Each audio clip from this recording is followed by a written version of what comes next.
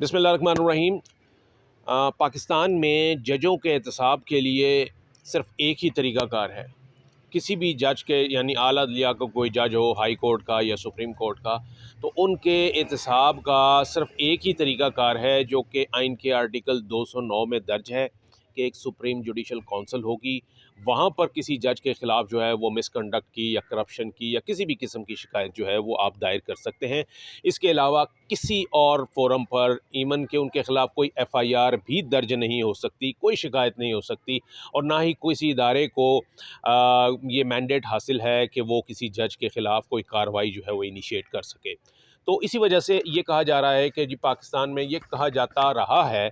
कि अगर कोई अदलिया में करप्शन होती है, अदलिया में अगर कोई जज मिसकंडक्ट का मुर्तकब होता है, करप्शन का मुर्तकब होता है, तो उसके ख़िलाफ़ कोई एहतसाब जो है वो उसका बड़ा लिमिटेड तरीक़ाकार है। और वो जो सुप्रीम जुडिशल कौंसिल बनी हुई है जिसको ये मैंडेट दिया गया है कि वो जजों का एहतसाब करेगी, वो भी जज साहिबान पर ही यानी कि अपने पेटी भाइयों पर ही मुश्तमिल होती है। उसके सरबराह जो होते हैं, ये 5 रुकनी कमेटी होती है, कौंसिल होती है, सुप्रीम जुडिशल कौंसिल। आइन के आर्टिकल 209 के तहत ये बनी होती है और इसका जो सरबराह है वो sitting chief justice of Pakistan होते हैं, यानी इस वक्त का जस्टिस काजी फ़ाइज़ ईसा जो हैं वो इसके सरबराह हैं। इसके अलावा 2 जो सीनियर तरीन जज हैं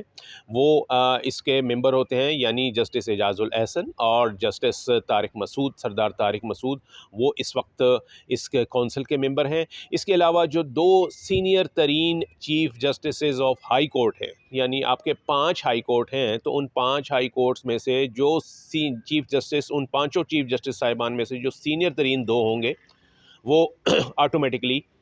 इस सुप्रीम जुडिशल कौंसिल के मेंबर होंगे। तो ये 5 रुकनी एक कौंसिल होती है जी। इसके पास जजेस की शिकायत होती है और ये जो फ़ैसला कर दे वही फिर जो है वो हतमी समझा जाता है। वो सदर मुमलिकत के पास जाता है और सदर मुमलिकत बस रस्मी तौर पर उस पे दस्तखत करते हैं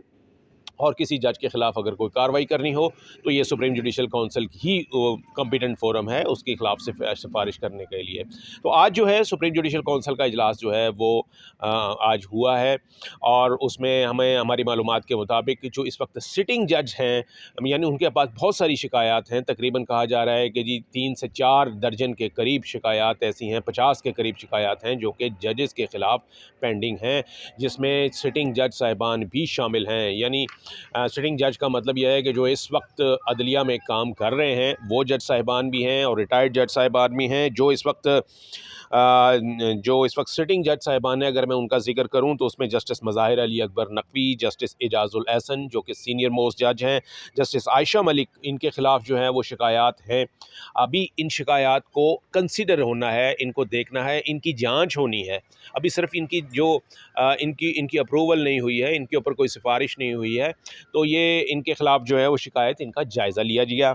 साबिक चीफ जस्टिस साकिब निसार और साबिक चीफ जस्टिस उमर अता बंदियाल, इन दोनों के ख़िलाफ़ जो हैं वो भी शिकायत हैं और एक से ज़ायद शिकायत हैं जिनका कि आज जायज़ा जो है वो लिया जाएगा। इस वक्त सुप्रीम जुडिशल कौंसिल का इजलास जो है वो जारी है। इस्लामाबाद हाई कोर्ट के जस्टिस मोहसिन अख्तर कियानी जो हैं उनका भी नाम है, उनके ख़िलाफ़ भी शिकायत है सुप्रीम जुडिशल कौंसिल में और ये एजेंडे के ऊपर है, उनके ख़िलाफ़ शिकायत का भी जायज़ा लिया जाएगा।